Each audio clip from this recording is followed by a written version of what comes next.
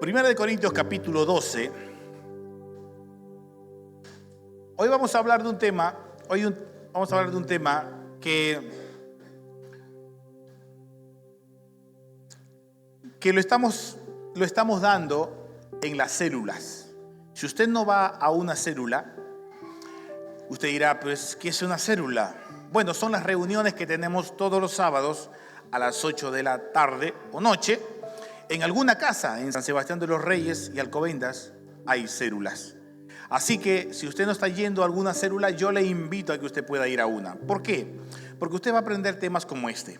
Ahora lo va a escuchar y creo que le va a fascinar, obviamente porque todo está centrado en las Escrituras y que le va a ayudar, porque creo que este es uno de los temas donde por orden, es que Dios no se equivoca.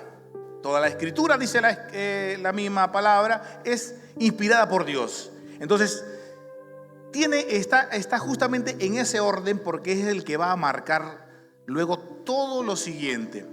Vamos a hablar hoy sobre el don de sabiduría. ¿Cuántos los que estamos aquí podemos decir, yo creo que soy sabio, pastor, o soy sabia? Levante la mano. Modestia aparte, modestia aparte. ¿Cuántos podemos decir yo soy sabio? Creo que soy sabio. Bueno, no tanto como Salomón, pero por ahí voy. Bueno, lo cierto es que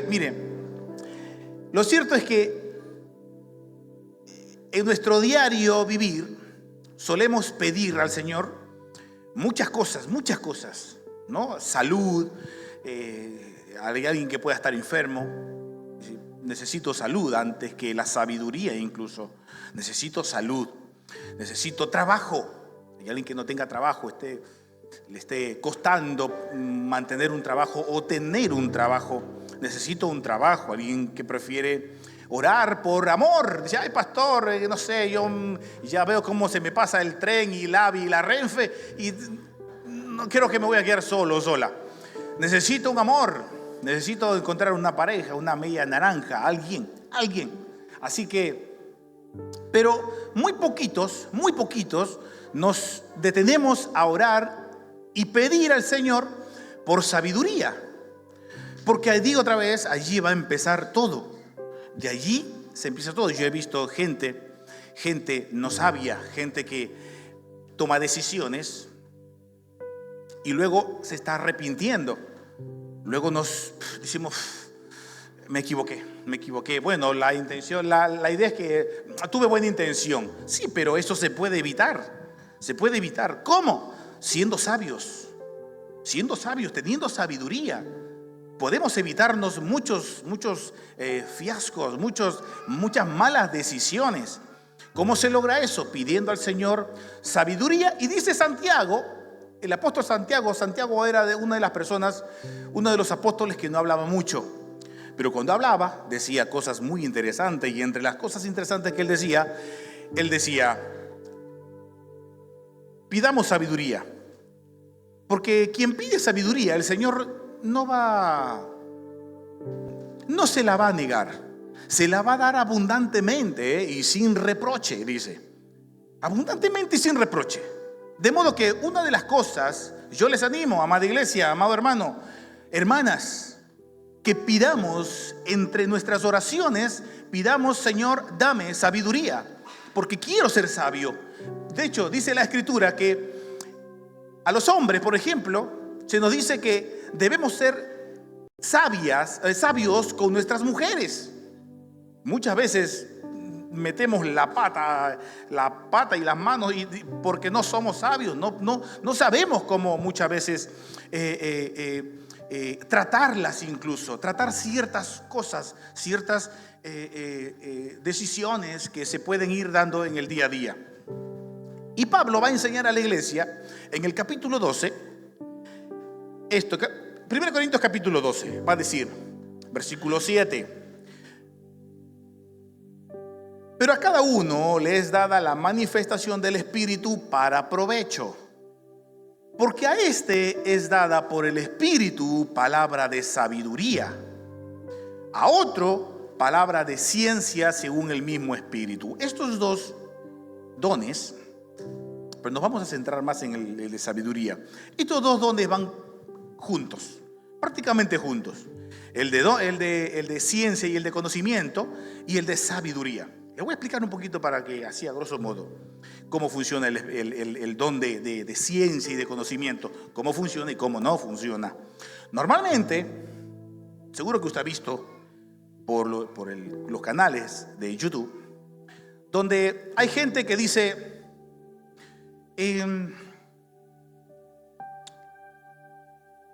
el Señor me está diciendo un número, el 6, 24, 48, 26 y 13. ¿Hay alguien que tiene ese número de móvil? Y de pronto por ahí se levanta uno. El Señor me está hablando. ¿Ha visto personas así? O el Señor me está diciendo, me está dando un nombre, no sé, con R. Creo que es R. Y creo que también una L. Y una U. Y una A. ¿Hay alguien que se llama Raúl? Por ahí. Yo. Entonces la gente toma ese tipo de adivinación y lo confunde con el don de ciencia. El don de ciencia no funciona así. El don de ciencia, amados hermanos, y Pablo lo va a explicar muy bien. ¿Qué es el don de ciencia? Es cuando una persona, escúcheme esto, es cuando una persona, a través de las escrituras, Dios le da tal conocimiento de las escrituras y lo puede explicar de tal manera que la gente lo puede entender. ¿Me está entendiendo? No se trata de adivinación, no se trata de numerología, no se trata de eso. Porque por ahí, digo otra vez, hay mucho charlatán. Y la gente que va buscando eso, pues le cree. Entonces, ¿qué es el don de ciencia en realidad?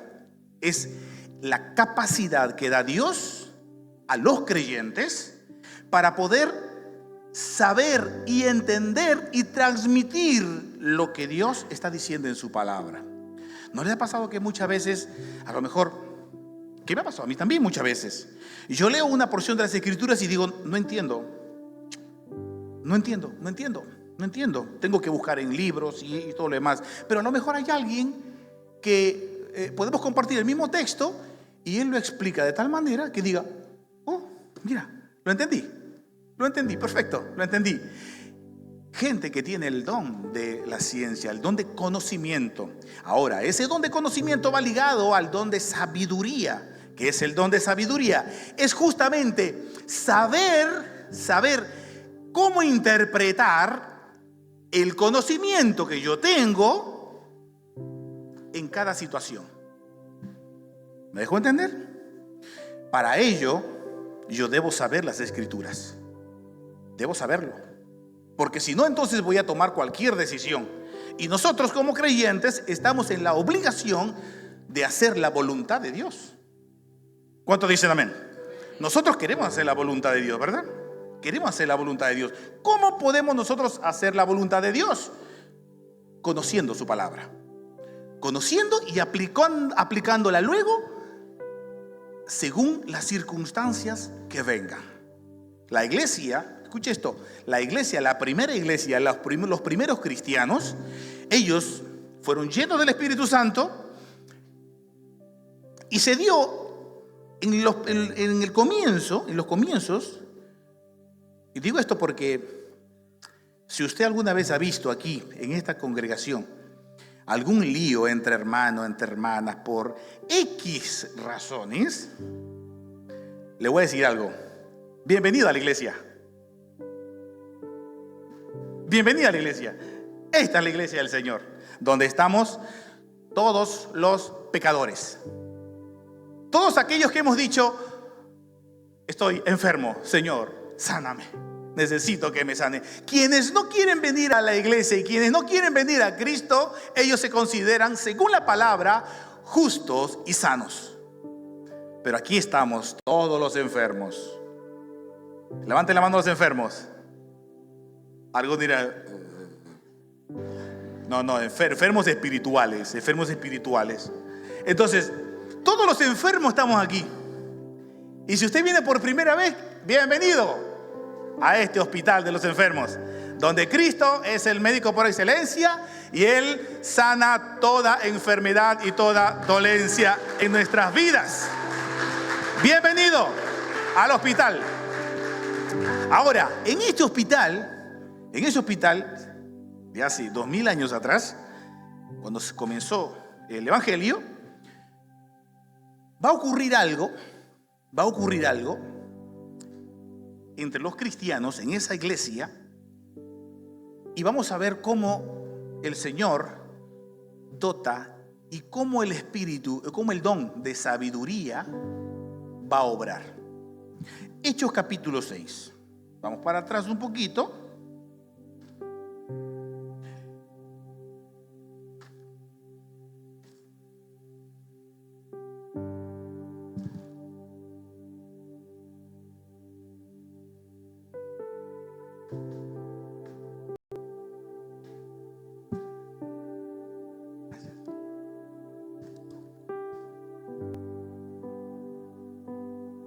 No me gustan las gafas, pero las tengo que usar porque si no, no veo. Algunos me dicen que me veo más bonito, así que me las voy a poner.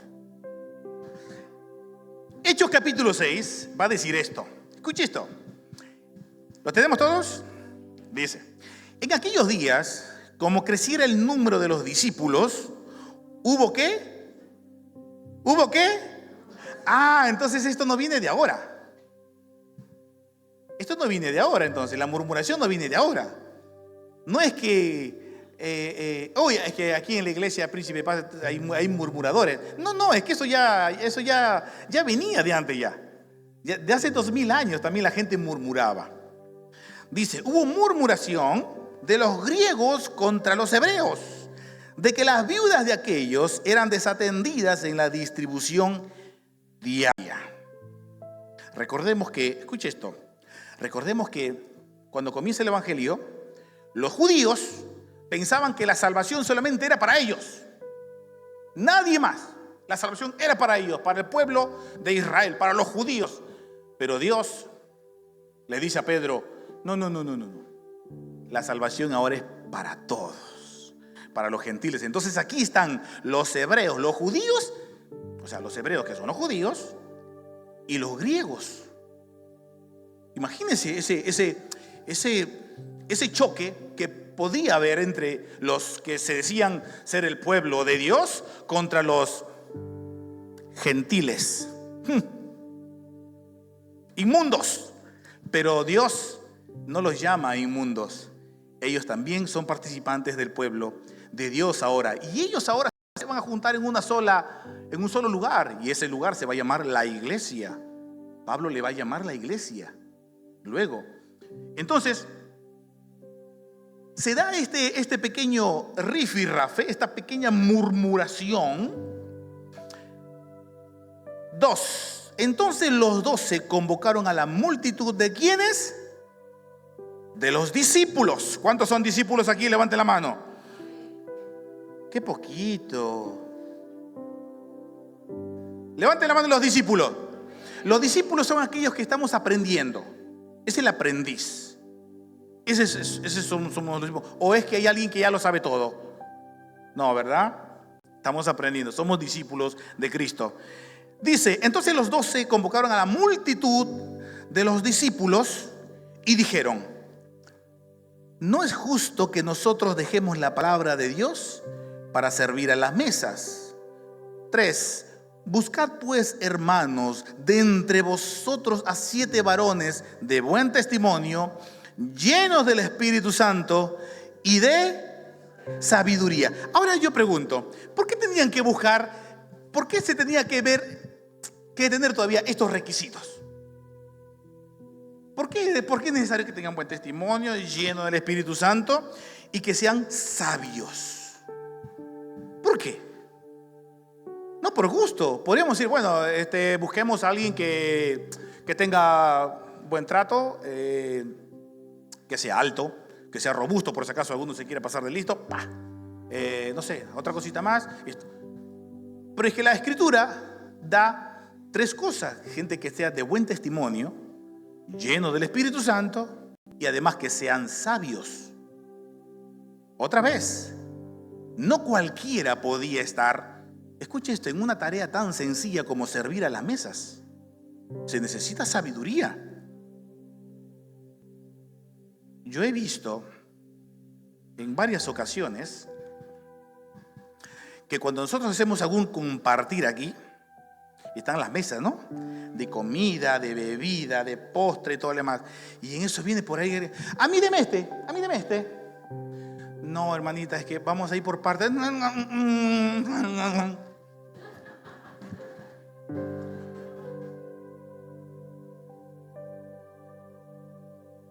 Eso suele pasar. Suele pasar en la iglesia. ¿Por qué se necesita gente que sea sabia? Porque se necesita poder saber cómo manejar ese momento.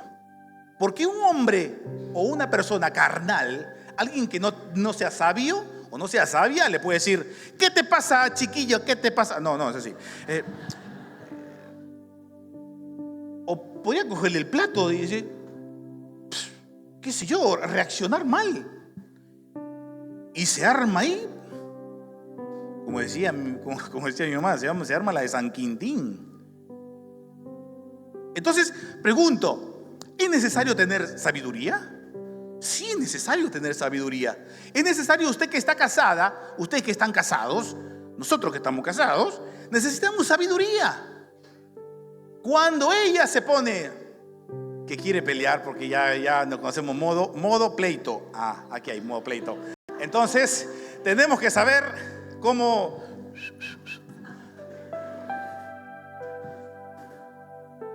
calmar ese dragón. Entonces, necesitas ser sabio. Necesitas ser sabia cuando él se equivoca y toma decisiones que perjudican al hogar o lo que sea. Usted necesita ser sabia para poder saber qué hacer en ese momento. No decirle, si te lo dije, tú nunca me escuchas nada. Entonces, peor. Entonces sí se necesita sabiduría. Pero ¿qué pasa? Muchas veces nosotros pedimos un coche, pedimos el mejor trabajo, pedimos esto. No, necesitas sabiduría. Mejor es pedir sabiduría. El resto de cosas, si Dios quiere, vendrá. Pero usted necesita ser sabio con los compañeros del trabajo. Porque hay muchos que obviamente pues son como son muchas veces, la mayoría inconversos seguro, y pueden tener un trato hostil contra usted que es creyente. Y no solamente porque sea creyente, sino porque así es. Pero necesita usted ser sabio, qué contestar en momentos puntuales, cómo hacer. Necesitamos sabiduría. Así que esta iglesia, los primeros discípulos, Pedro, que era considerado en ese tiempo columna de la iglesia, las columnas como Juan y otros apóstoles, ellos dijeron, varones hermanos, de hecho, si nos fijamos un poquito mejor, van a haber dos decisiones trascendentales que están aquí en las Escrituras. No las vamos a pasar por alto. Vamos a ir un poquito para atrás y va a decir, versículo 2: entonces los 12 convocaron a la multitud de los discípulos y dijeron, primero, no es justo que nosotros dejemos la palabra de Dios para servir a las mesas. Eso es tener sabiduría. Porque ellos como pastores de toda esa congregación, recordemos que esto viene después de la conversión de los 3,000. De un momento que eran 120 los que se habían reunido en el aposento alto y había venido sobre ellos el Espíritu Santo, de 120 ahora, después de la predicación de Pedro, eran 3,000 ahora. Es como que nosotros somos ahora 200 y algo, y de pronto somos 5,000. ¿Ahora qué hacemos? Entonces Pedro, la primera sabiduría, la primera cosa que va a hacer, o la primera aplicación de la sabiduría, va a decir, nosotros no podemos estar atendiendo esto, porque nosotros debemos dedicarnos a la palabra y a la oración. Claro. Hay gente, muchas veces preferimos nosotros hacer otras cosas y no dedicarlas a lo que debemos dedicarlo. Ellos entendieron perfectamente esto. ¿Ellos lo podrían hacer? Claro que lo podrían hacer. ¿Ellos podrían atender? Claro que podrían atenderlo, pero ellos, en calidad de columnas, de pastores, dijeron: nosotros debemos dedicar nuestra vida, este tiempo, a la oración y a la palabra. De hecho, está aquí. No podemos dejar, no es justo que nosotros dejemos la palabra de Dios para servir a las mesas. Buscad pues, hermanos, entre vosotros a 7 varones de buen testimonio, llenos del Espíritu Santo y de sabiduría, a quienes encarguemos este trabajo. Así que ellos les parecieron bien. Sí, perfecto. Pedro, Juan, y esto, ustedes dedíquense a la oración, a la palabra. Nosotros vamos a buscar 7 varones de buen testimonio, llenos del Espíritu Santo y además de sabiduría. Así que ya ese problema, luego, como por arte de magia, ese problema nunca más se menciona en las Escrituras.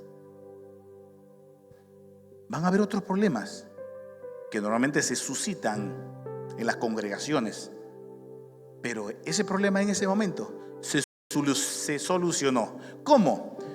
Con Pedro, por la sabiduría que había recibido de parte de Dios. Él supo manejar bien ese problema y se resolvió. Ahora, hubo un jovencito él, de 17 años aproximadamente, que le sucede el reino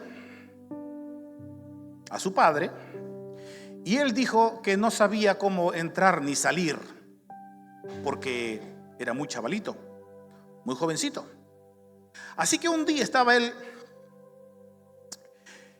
en un lugar alto donde ofrecían sacrificios y se quedó dormido. Y Dios se le apareció en sueños y le dijo: pídeme lo que quieras. ¡Wow! ¿A cuánto le gustaría que Dios le diga: pídeme lo que quieras? ¿A cuánto le gustaría? Algunos dirían: pastor, ¿qué pediría usted? ¿Qué pediría usted si Dios le dice: pídeme lo que quieras? Cachimuel, ¿tú qué pedirías? Que el Barcelona no campeone este año. ¿Qué pedirías, Cachimuel? ¿Qué pedirías? Sabiduría, sí, sabiduría. ¿Qué pediría usted si Dios se le aparece y le dice: pídeme lo que quieras? Así. Sin embargo, este joven llamado Salomón, él le dijo al Señor: vamos a leerlo mejor, así. Y vamos a ir al primer libro de los Reyes. El primer libro de los Reyes, para quienes no, para que lo pueda usted buscar antes, más rápido, está antes de Segunda de Reyes. Primer libro de los Reyes, capítulo 3, vamos a leer.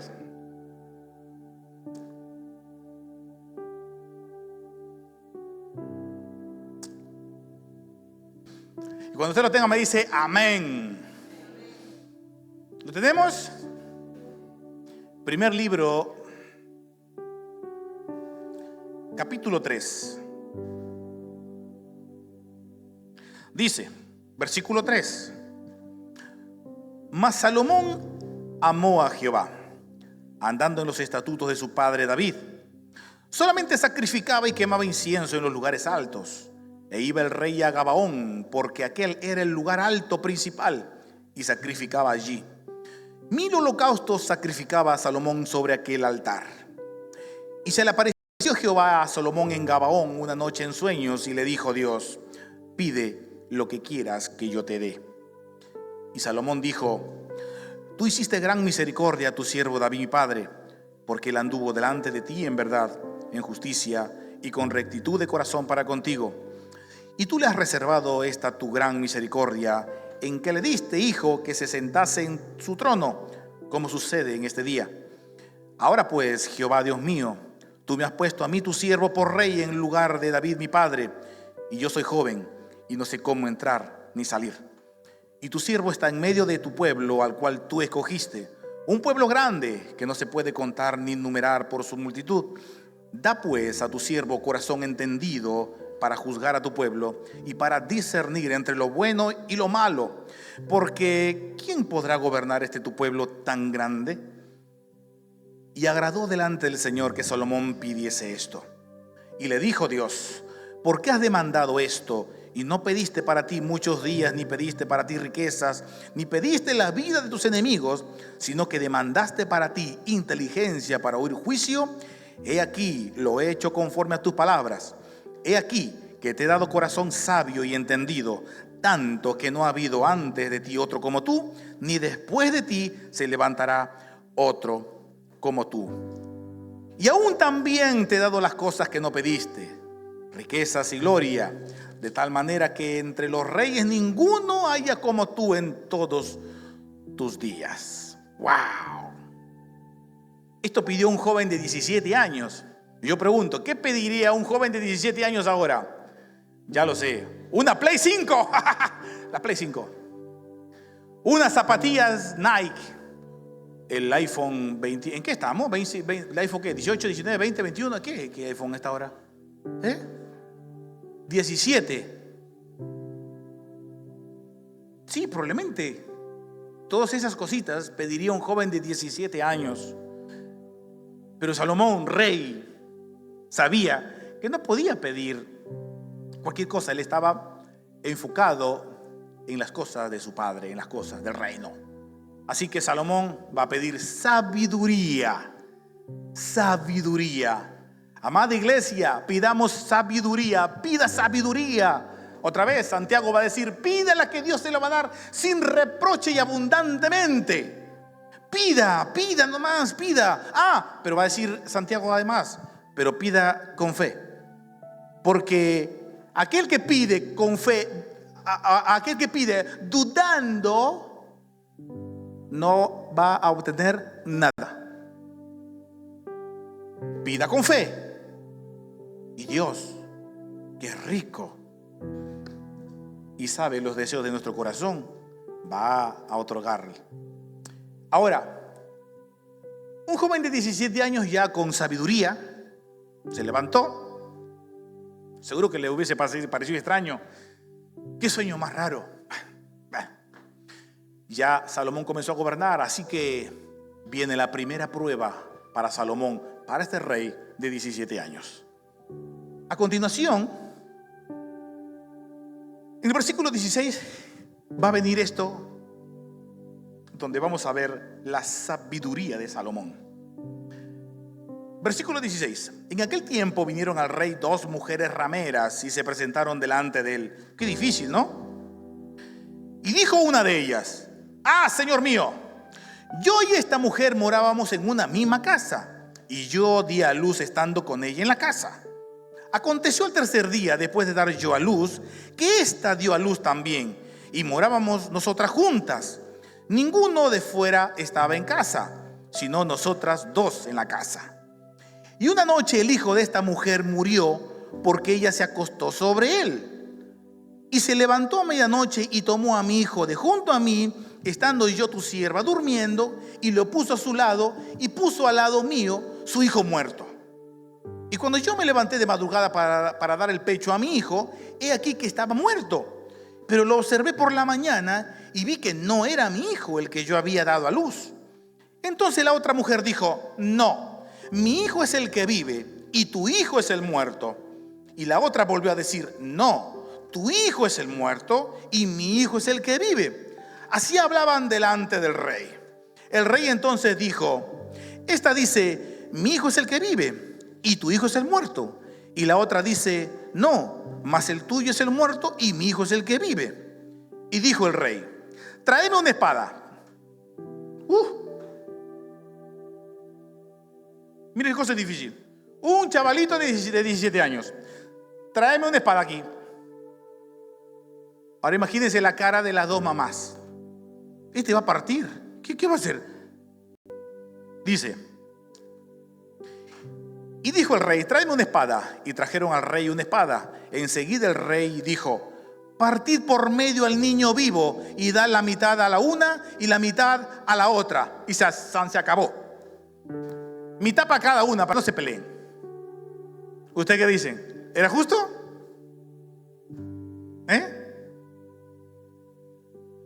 ¿Dónde están las mamás? ¿Usted qué hubiera hecho? Hubiera dicho, pero este rey loco va a partir el niño por la... ¿Verdad? Así que Salomón, con sabiduría, porque Dios le había dado sabiduría. Mira lo que pasó. Entonces, 26, entonces la mujer de quien era el hijo vivo habló al rey, porque sus entrañas se le conmovieron por su hijo. No era para menos. Y dijo, señor mío, dad a esta el niño vivo y no lo matéis. Mas la otra dijo, ni a mí ni a ti, partidlo.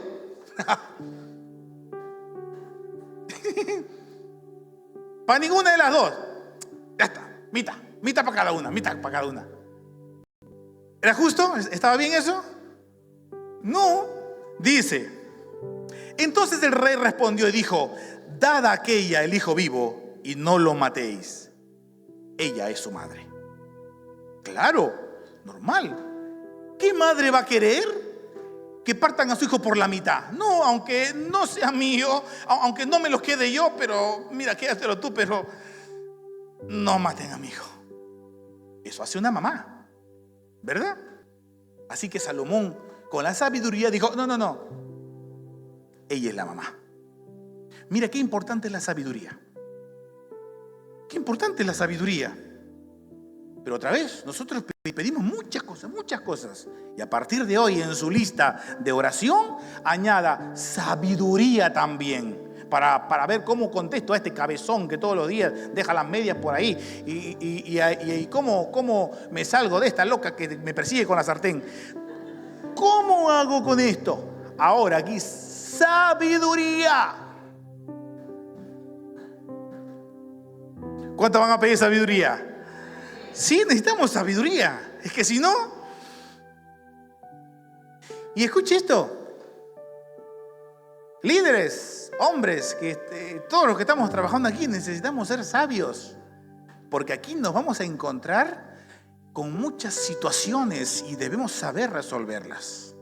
Porque de lo contrario, probablemente podríamos dañar a la gente. Podríamos dañar a alguien. Si no usamos de sabiduría, podríamos dañarlas. Amén. Así que diga a su hermano que tiene al costado del hermano, a partir de ahora pide sabiduría y pide también para mí. Y nos ponemos de pie y damos gracias a Dios por su palabra. Póngase de pie y diga, Señor, gracias por tu palabra. Señor, dame sabiduría. Quiero ser sabio, Señor. Dame sabiduría dame conocimiento para entender tu palabra. Dame conocimiento,